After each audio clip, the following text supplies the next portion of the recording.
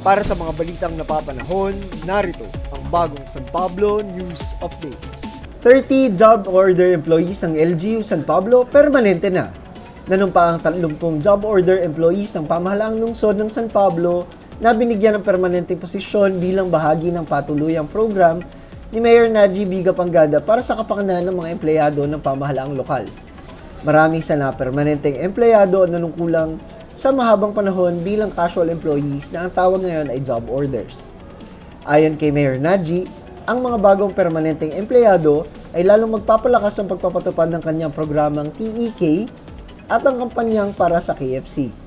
Ang mga empleyado ay nanumpa sa harap ni Mayor Naji sa ginanap na flag raising ceremony ngayong Mayo 18. Narito ang naging mensahe at paalala ni Mayor Naji sa mga empleyadong bagong itinalaga bilang permanent employees ng pamahalaang lungsod ng San Pablo. And remember, ito pong ating panuntunan ay number 1 po, and I hope we are not wrong in promoting you pagkat ang ating pong sole basis, dalawa lang po. Loyalty to your work and our city.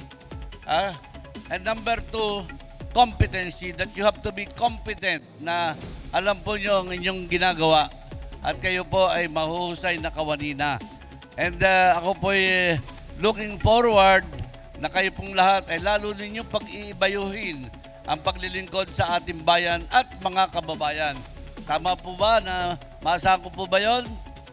Yes. So ito po, we are working as a team.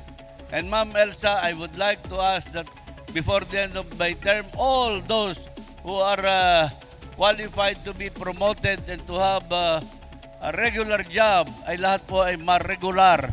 Pagkat, yes, pagkat kailangan po yon na kayo ay hindi po magiging pagkaraan ng 20 taon, 25 taong paglilingkod ay kayo po ay walang benepisyo. And I wish that you become members, of course, of the GSIS and all other benefits that should inure to your tenure of office. Hindi po pwedeng naglingkod kayo ng habang-haba, meron ng 30 taon naglingkod, pagkatapos ay wala pa rin. So again, I would like to congratulate you all. You are all deserving kawani ng ating pong lungsod.